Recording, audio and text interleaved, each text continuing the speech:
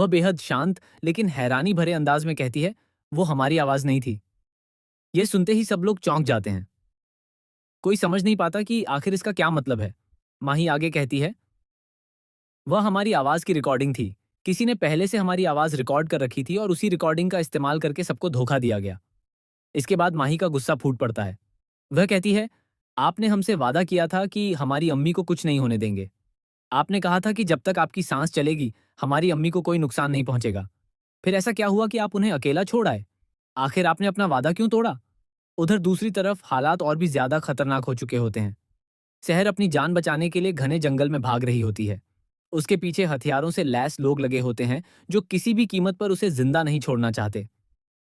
डर और घबराहट में कांपते हाथों से वह माहिद को फोन करती है। जैसे ही माहिद को शहर की आवाज सुनाई देती है, वह बिना एक पल गंवाए जंगल की ओर दौड़ पड़ता है। माहिद वहां पहुंचकर देखता है कि दर्जनों लोग शहर और उसकी मां के पीछे पड़े हुए हैं। वह सबको रोकने की कोशिश करता है और ऊंची आवाज में कहता है, तुम लोग क्या कर रहे हो? ये दोनों औरतें बेगुनाह हैं। जब इन्हें मदद की जरूरत थी तब कोई इनके साथ नहीं था गई, लेकिन आज बिना सच्चाई जाने तुम सब इनकी जान लेने पर उतारू हो। लेकिन भीड़ उसकी एक भी बात सुनने को तैयार नहीं होती। सभी एक साथ चिल्लाते हैं, इन्होंने ही दादा हजूर का कत्ल किया है। हम इन्हें जिंदा नहीं छोड़ेंगे।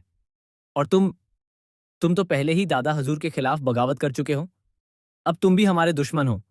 माहिद बार बार उन्हें वो समझाने की कोशिश करता है कि बिना सबूत किसी को कातिल नहीं कहा जा सकता।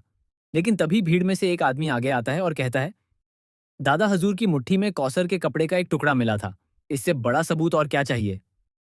यह सुनकर माहिद भी कुछ पल के लिए सोच में पड़ जाता है, लेकिन उसे पूरा यकीन होता है कि इसके पीछे कोई बहुत बड़ी साजिश छिपी है। वह आखिरी बार सबको चेतावनी देता है कि अगर किसी ने शहर या उसकी मां को हाथ लगाया तो उसे उसका सामना करना पड़ेगा। इसके बाद जंगल का माहौल पूरी तरह बदल जाता है। चारों तरफ लाठियां, तलवारें और चीख पुकार गूंजने लगती हैं। माहिद अकेला होते हुए भी सभी हमलावरों का डटकर मुकाबला करता है। उसकी बहादुरी देखकर दुश्मन भी हैरान रह जाते हैं। लंबी और भयंकर लड़ाई के बाद वह सभी को पीछे हटने पर मजबूर कर देता है। लेकिन इस लड़ाई में शहर के पैर में गहरी चोट लग जाती है। वह चल भी नहीं पाती। माहिद बिना देर किए उसे अपनी बाहों में उठा लेता है और सुरक्षित जगह की ओर निकल पड़ता है।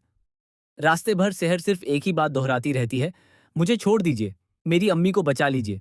अगर मेरी अम्मी को कुछ हो गया तो मैं कभी खुद को माफ नहीं करूंगी। माहिद उसे समझाता है, मैं तुम्हें अकेला कैसे छोड़ सकता हूं? अगर मैं अभी चला गया तो वे लोग तुम्हें मार देंगे। फिर मैं तुम्हारी अम्मी को क्या जवाब दूंगा?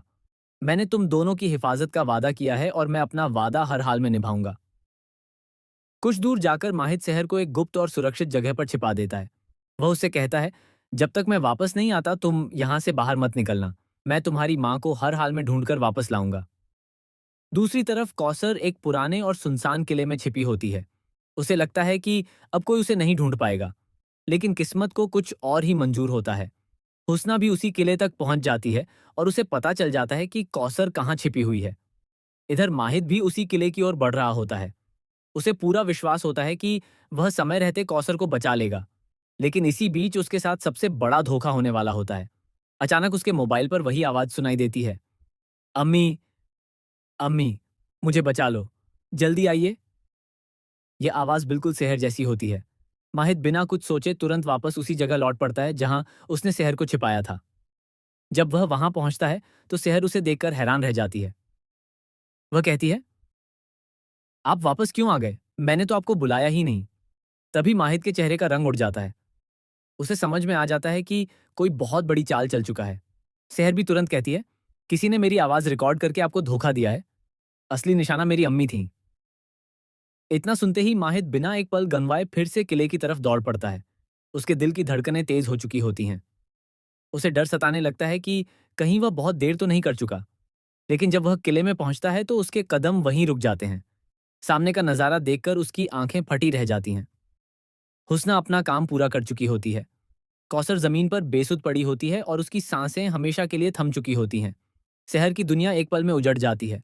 माहिद का सिर शर्म और दर्द से झुक जाता है, क्योंकि उसने जो वादा किया था वह पूरा नहीं कर पाया। अब कहानी बेहद भावुक और खतरनाक मोड़ पर पहुंच चुकी है। क्या कौसर की मौत की सच्चाई कभी सबके सामने आएगी? क्या माहिद असली गुनहगार को बेनकाब कर पाएगा? क्या शहर माहिद को माफ करेगी या फिर उसे ही अपनी मां की मौत का जिम्मेदार मानेगी? क्या हुस्ना की यह साजिश यहीं खत्म होगी या अभी कई और राज सामने आने बाकी हैं? और सबसे बड़ा सवाल, क्या माहिद और सहर की मोहब्बत इस दर्दनाक हादसे के बाद भी बच पाएगी या फिर दोनों की राहें हमेशा हमेशा के लिए अलग हो जाएंगी?